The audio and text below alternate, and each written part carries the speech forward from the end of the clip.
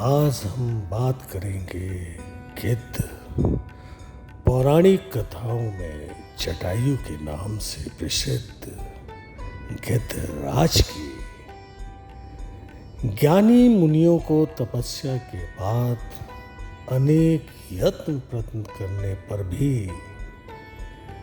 गति प्राप्त नहीं होती, जो भगवान राम ने अपने मित्र जटायु गिद्धराज को आत्मत्याग की भक्ति से प्रसन्न होकर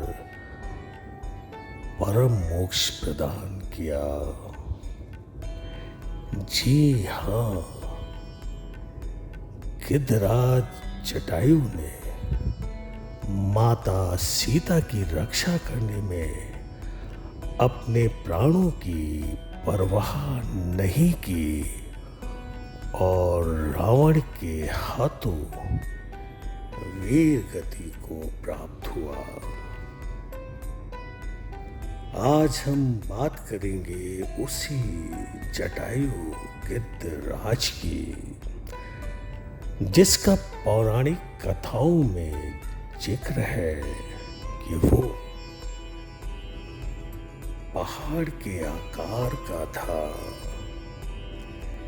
एक समय ऐसा था जब मध्य प्रदेश छत्तीसगढ़ में गिद्ध और गरुड़ पक्षियों की संख्या बहुत अधिक थी, लेकिन अब नहीं।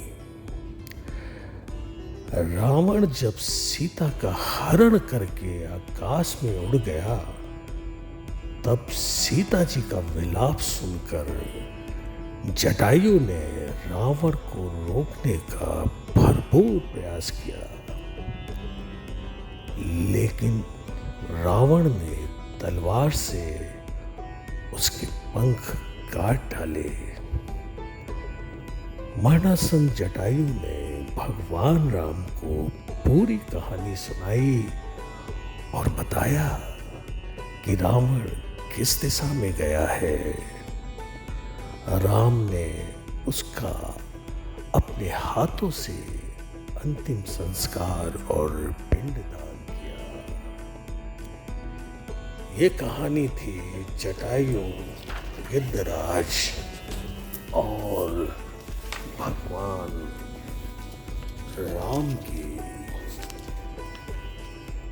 एक बार और जानने योग्य है कि जटायु को श्री राम की राह में शहीद होने वाला पहला सैनिक माना जाता है। अब हम बात करते हैं गिद्ध की, यानी वल्चर की वर्तमान परिवेश और जानकारी की। गिद्ध आज बहुत संकट में है। पहाड़ी संख्या में इनकी संख्या घटी है। अब तो हमें गिद्ध दिखते भी नहीं। गिद्ध को हम अंग्रेजी भाषा में वल्चर कहते हैं। भारतीय गिद्ध का नाम चिप्स इंडिकस है। आपको बताते चले कि गिद्ध शिकारी पक्षी तो है, लेकिन मुर्दाखोर पक्षी है, यानी मरे हुए जानवरों को खाता है। इसकी चोंच टेढ़ी और मजबूत होती है। ये समूह में रहते हैं और कोई भी गंदी और घिनौनी चीज इनके खाने से नहीं बचती, लेकिन ये प्रकृति के सफाई कर्मी है। ये तो हम मानेंगे ही, सफाई जैसा आवश्यक कार्य करके बीमारी फैलने नहीं देते। अब हम बात करते हैं भारतीय गिद्ध की, जिसका वैज्ञानिक नाम है चिप्स इंडिकस। गिद्ध ऊंचे पेड़ पर अमूमन अपना घोंसला बनाते हैं।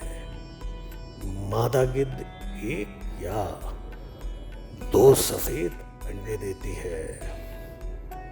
एक विशेष बात, गिद्ध की नजर दृष्टि बहुत तेज होती है।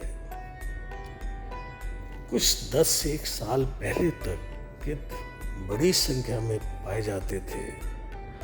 वो 1990 के दशक में 97 से 99% तक गिद्धों का पतन हो गया है। गिद्धों के पतन का मुख्य कारण पशुओं को दी जाने वाली दवा डाइक्लोफेनाक है।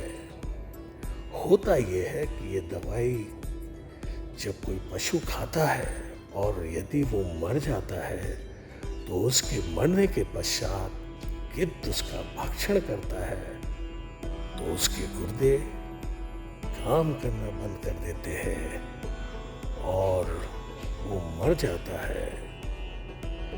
हाँ, अब एक नई दवा मलास्कम आ गई है। ये गिद्धों के लिए हानिकारक नहीं है।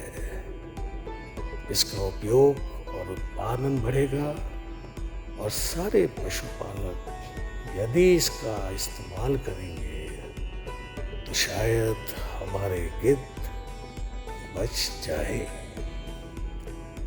सच तो यह है कि गिद्ध एक बदसूरत पक्षी है, पर इसके खान पान की आदतें, पारिस्थितिकी तंत्र जिसको हम इकोसिस्टम कहते हैं, उसका बहुत बड़ा श्रेय इस गिद्ध को दिया जाता है। यदि ये खतरे में है तो साफ है कि हम खतरे में हैं। आइए अपने नजरिए को बदले और गिद्धों के अनूठे गुणों को पहचाने। गिद्ध प्राकृतिक सफाई कर्मी है, वो भी निःशुल्क। जैव विविधता के इस खूबसूरत साथी को बचाने के प्रयास करें।